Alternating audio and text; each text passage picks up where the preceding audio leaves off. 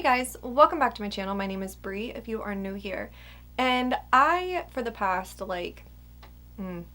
6 months or so, have been doing my history of band videos where I do my makeup and I break down the whole history of a band that has roots in metalcore, deathcore, post-hardcore, all that good stuff, right? And I love doing those videos. I find them to be so fun. I love researching for them. I love editing them. I love filming them. I just love everything about it, right?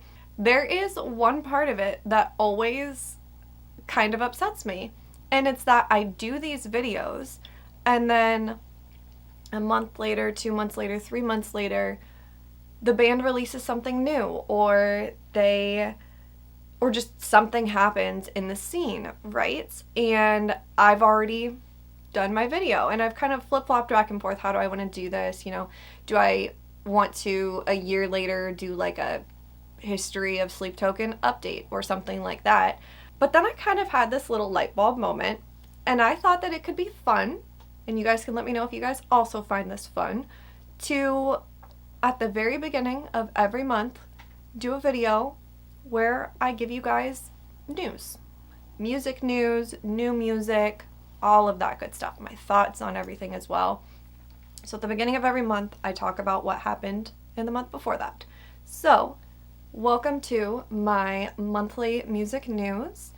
I'm going to be talking about all things metalcore, deathcore, post-hardcore that happened in January 2024. So if that's something that you guys are interested in, hang out and let's just jump into it. If you're new to my channel, I will have my history of bands playlist linked up in the eye and down below for you guys if there's a band in there that you're interested in. And in my intro, I did say all the news. It's not going to be all the news. Absolutely not. I cannot possibly do all of that. That would be far too much. It also will not be all of the new music. It's just going to be new songs that have interested me.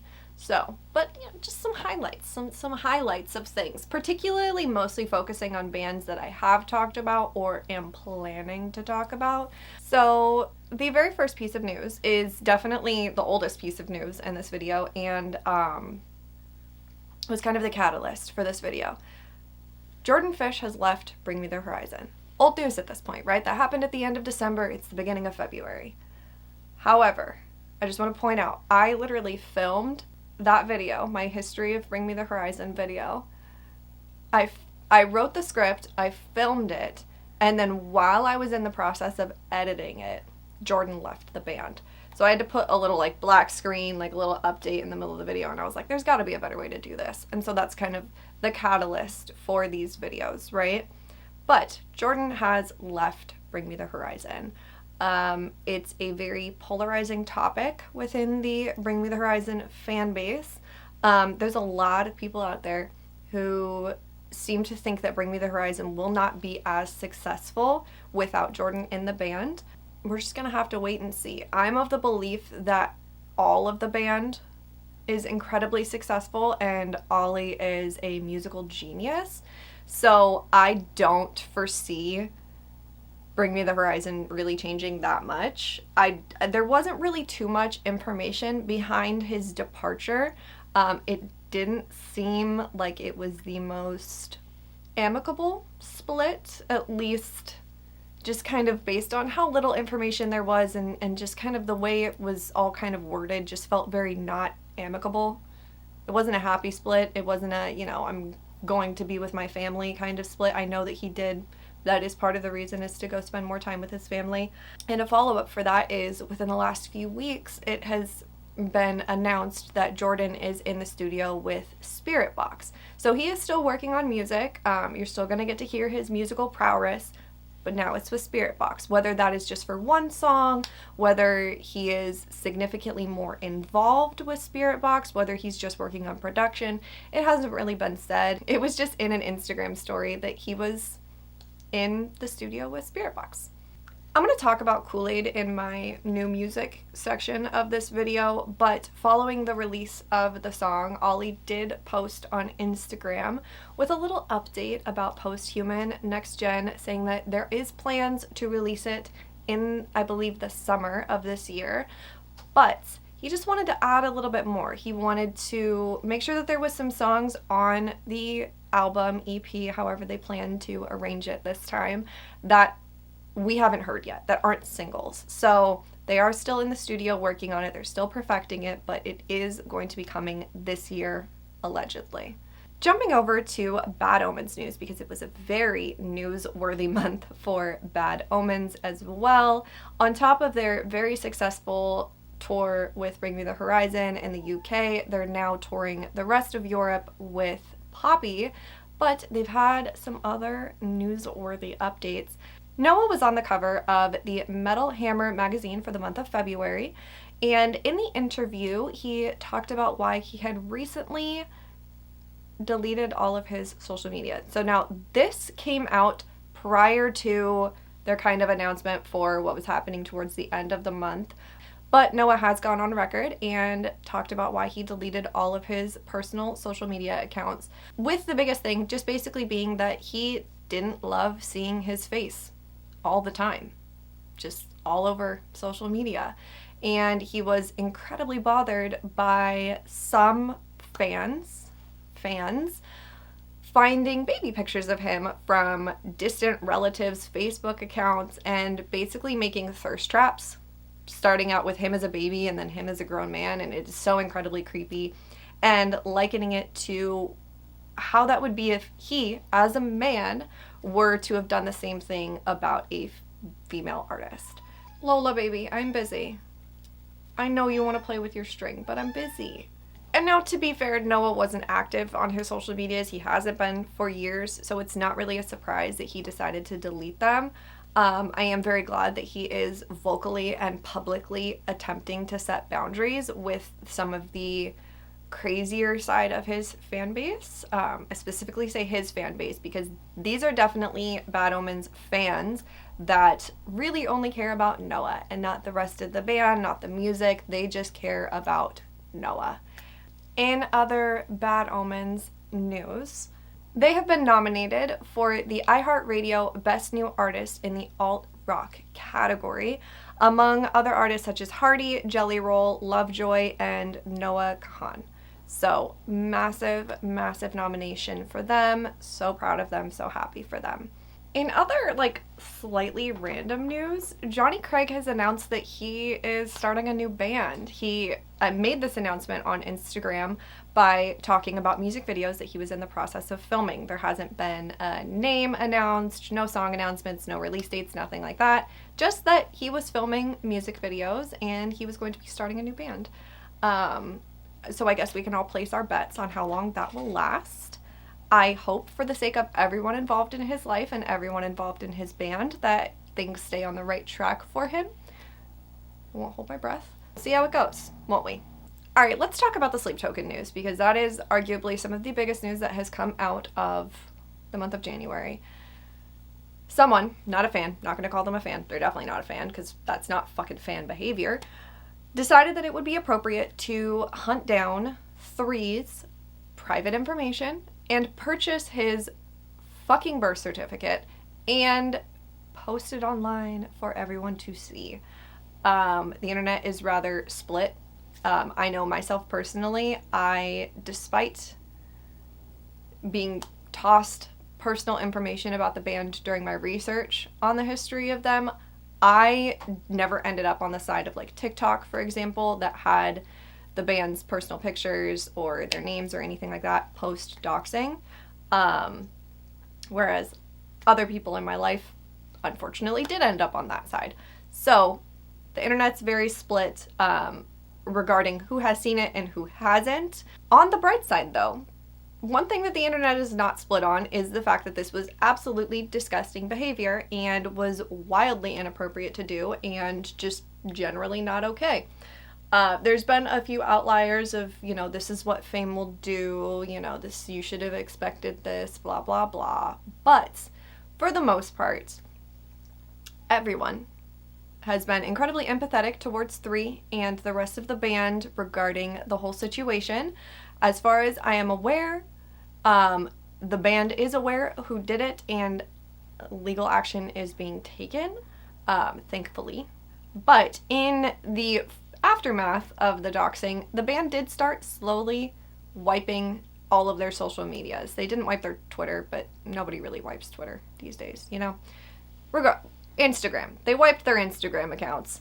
3 obviously deleted all of his, just completely, but the band had wiped their Instagram, you know, Vessel doesn't have one. I don't remember if 2 did or didn't, to be honest with you. But regardless. And then there was a lot of, you know, speculation. Is this the end of the band? Is the band going to break up? Did this one person just fuck everything up? And then a couple days later, after that, it was announced that Sleep Token was going on a US headlining tour. That tour has already gone on sale and has already completely sold out. It was a shit show. Between the ticket sellers and scalpers, and just the whole thing was a shit show. Pre-release did not go well from what I have heard. It was a very limited US tour. They definitely did not go to as many cities and states as they did on their last tour, but a tour nonetheless. Sleep Token is currently working with Ticketmaster and the like to rectify the situation that happened with the scalpers, releasing those tickets, you know, all of that good stuff. So if you are someone who was affected by that, keep your eye on your email, all that good stuff. But Sleep Token is going on tour in 2024 in the United States. Whether they're going to announce more dates or not, who knows? It seemed like the band's erasing of their social media was more of a promotional thing for the tour than it was in response to the doxing incident, which is good. It's good to hear that they're still, like, you know, they didn't break up, obviously. I was not in the camp of people who thought that they were going to break up, but I could see where that could significantly affect someone's mental health to have their personal private information doxed. Like, listen, let me soapbox for a second here. I strongly fucking disagree with the people who are just posting their names and their pictures and stuff like that on the internet. I strongly disagree with the people who are hunting for it and finding it and all of that stuff. But in the same breath, I do understand that humans are curious creatures and we are innately problem solvers, and seeing a group of masked people and wanting to know their identities is kind of like almost basic human nature, you know? Curiosity takes over and all that good stuff. Obviously, we can reference back to like Slipknot and stuff like that. I disagree with publicly posting the information online. However, I still think that there is a very big difference between posting someone's adult picture online and being like, hey, this is the person, right? Versus paying for and then posting someone's fucking birth certificate. Because you gotta... Listen, I know most of us don't actually know where our birth certificates are, honestly, but if you've ever seen one, or Google a picture, don't Google Sleep Tokens, but just Google birth certificate, right? There is a lot more information on a birth certificate than just someone's fucking name. You've got parents' names, you've got doctors' names, you've got addresses, you've got a lot of information on a birth certificate than just someone's fucking name. So, while it's already an invasion of privacy to like find someone's identity and post it online, it is 800 steps past that invasion of privacy to post someone's fucking birth certificate. Like, it was too far. It was way too far. And then last but not least, for music news for the month of January, another devastating blow to metalcore classics. Ben Bruce has left Asking Alexandria. He left amicably to spend more time with his family, which is understandable. He's been doing this for a very, very, very long time. However, he is a founding member, and I have to wonder if part of it has to do with how drastically their music has changed over the years from where it started to kind of what it is now, which feels very much just Danny's decision as opposed to everyone's decision, but that could just be me speculating. However, I do just kind of think that the biggest difference between this and like Jordan leaving Bring Me the Horizon is we didn't immediately after the announcement of Bruce leaving the band, we didn't immediately see him jump in the studio with a different band, you know? Whereas Jordan kind of left. It was very weird, kind of weird timing, weird, like, circumstances leading up to it, a weird announcement, and then just immediately he's in the studio with a different band. You know, we're not seeing that with Ben, so I have no reason to believe that he didn't just genuinely want to go spend time with his family. Touring is hard. Being in a band is hard, especially when you're touring worldwide for years and years and years. But I do think it's going to be interesting to see where this takes Asking Alexandria in the future. Are they going to continue, considering he was a founding member, or, you know. All right, next up, let's jump over to new music from the month of January. And I'm definitely not going to be talking about everything that was released in January because there's just been so much. So I'm focusing on music that interested me, bands that have interested me, whether presently or in the past, all that good stuff. So, without further ado, we have to start with Kool-Aid, obviously. Kool-Aid by Bring Me the Horizon was released at the beginning of the month, and it is such a banger with such an earworm of a chorus. Just, you think about the song and the chorus is stuck in your head, and it is just so wonderfully written. And I do think it just speaks to the fact that the band will continue to be successful without Jordan in the band, because Jordan is not credited on this song. The song is great. I love it so much. It's got that perfect blend of heavy, but still like very modern Bring Me the Horizon. It's wonderful. I'm so happy to hear some of that old Bring Me the Horizon still, you know, playing, still being a part of them. I love it so much. I'm so interested to see where this album goes and kind of just where the band goes in general throughout the rest of this year and in the coming years. Like, are they going to keep getting heavier and heavier again? Who's to say? They did perform some really heavy songs on their tour. Like, they performed some old songs. Antivist, Diamonds Aren't Forever. Like, they performed songs that definitely are not their, like, you know, Ammo era music. So I love Kool-Aid. I love it so much. I have been obsessed with it for this entire month. What Was Me is back. What Was Me has been back. They kind of announced their arrival, return, I guess I should say, with Blue Ridge Rock Fest. They were slated to play on the tour as a reunion show with the quote-unquote original lineup, which I thought to mean that they were going to be playing with Tyler Carter. Only come to find out that it was actually not with Tyler, it was with Hans. And it actually wasn't just like a one-off, hey, you know, here's a little reunion show. They are back, and they released a new song. So it is with the second original lineup, I guess you could say, with Hans, but Michael is still in the band. And the song Hard to Live by What Was Me was released this month. With Michael being in the band, again, the screams are 10 out of 10. Music sounds like Woe Is Me. They sound like Woe Is Me.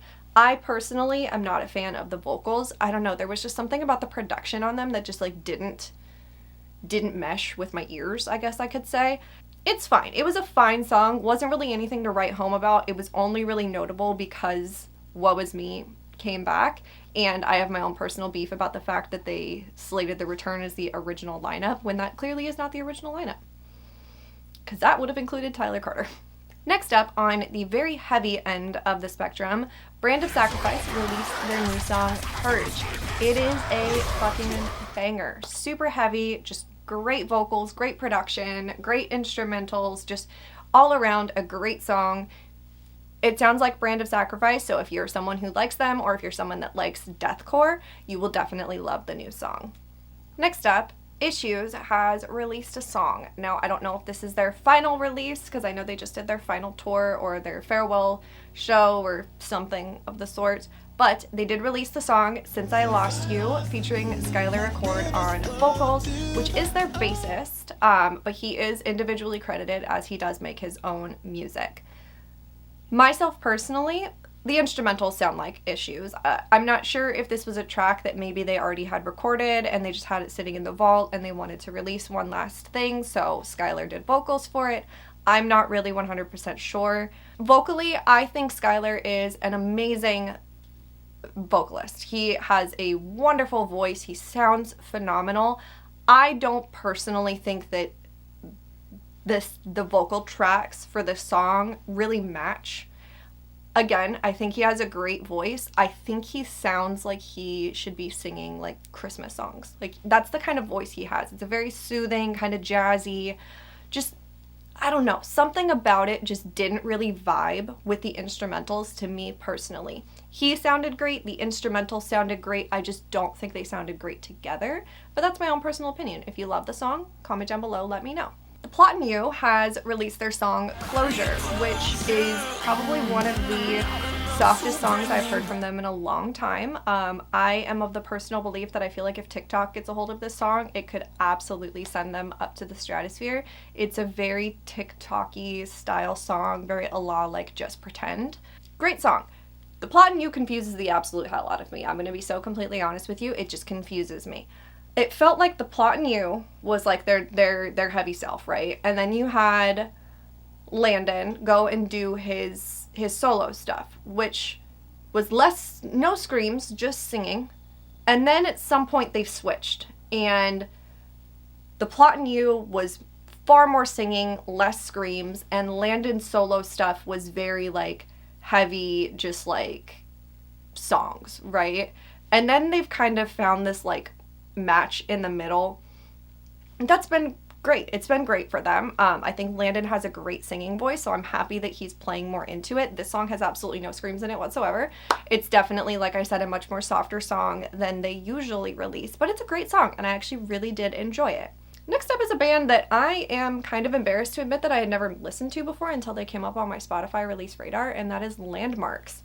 I'm going to be so completely honest with you. When I first listened to their new song, Creature, I thought that Diane's Word was featured in the song, because the beginning of the song sounds like a Diane's Word song, and that's not an insult by any stretch of the imagination. It's just the vocal style that they went with is very like 2013 Diane's Word. Again, not an insult. I actually rather enjoyed it. It kind of, to me, the song sounds like if Diane's Word were to do metalcore. I didn't hate it. I don't foresee myself like seeking it out constantly, but like I didn't hate it. The production was really good. Everything sounded amazing on the song. It's just like, I feel like stylistically a very niche song. We'll go with that. And on the topic of stylistically very niche, Bad Omens released their new song featuring Poppy Van, Violence Against Nature. Ooh, that has been a very polarizing song release. Noah is not in the song unless you listen very, very, very, very closely. That's all I'm going to say. Vocally, it is all Poppy. Instrumentally, it is so clearly Bad Omens. Instrumentally, it is so clearly that Noah is there. Listen, I can hear him in the backtrack of the screams. I'm just saying, like, I can hear very quiet, you know, just layers and it's his vocals are in the mix. Like, I'm just gonna say that. You can hear him in the writing, but damn, is there a group of people out there, I again hesitate to call them fans, but there is a group of people out there who think that everything about Bad Omens is Noah, and they are livid that he is not the vocalist on this song. Instrumentally, the song is a fucking bop. Like, it is so fucking good. The triplets, the production, the industrial style, the heaviness, just everything about it instrumentally is perfect. Myself personally, I am not a huge fan of Poppy's vocal style. It's just not for me. With that being said, I also have not been able to stop listening to it, and I don't know what that means about me personally. It could just be that I really love Bad Omens. I'm just gonna say this, and I'm going to say it with my whole chest. If you genuinely listen to that song and you think, where's Noah? You don't know anything about Noah's writing style or his production style or anything. It is so clearly evident that Noah is in that song. Just because you can't hear his voice doesn't mean he's not in the song. Like, his writing style, his production, everything is there, and it's very clear. personally. With that being said, Noah is also not Bad Omens. Like, Noah is in Bad Omens. Noah is the vocalist for Bad Omens, but there's 3 other amazingly talented musicians that were also involved in that song. And they deserve equal credit. Not everything revolves around fucking Noah. And last, but certainly not least, they don't know that I'm doing this, but my husband's band, Amari, has released their first single. The song Unspeakable just came out in January. I'm biased, but like also, I've been with the man for 8 years. I've heard every single band that he has ever been in, and this is hands down the best band that he has ever been in. The vocals are amazing, production is amazing, instrumentals amazing. It would just mean a lot to me if you guys would check it out. Like I said, they have no idea that I'm doing this, but I just wanted to shout it out because I am incredibly proud of them and I believe that they deserve all of the recognition. So, and it is a new song that came out in January, so I mean, why wouldn't I talk about it? Just saying. Just saying. It's linked down below. And that is going to wrap up my January monthly music news. Let me know what you thought about this video down below. Let me know your thoughts about anything that I talked about in this video as well. I welcome speculation. I welcome discussion about news and reviews of the new songs that I've talked about. Or tell me about a new song that came out this month that I didn't mention that you love.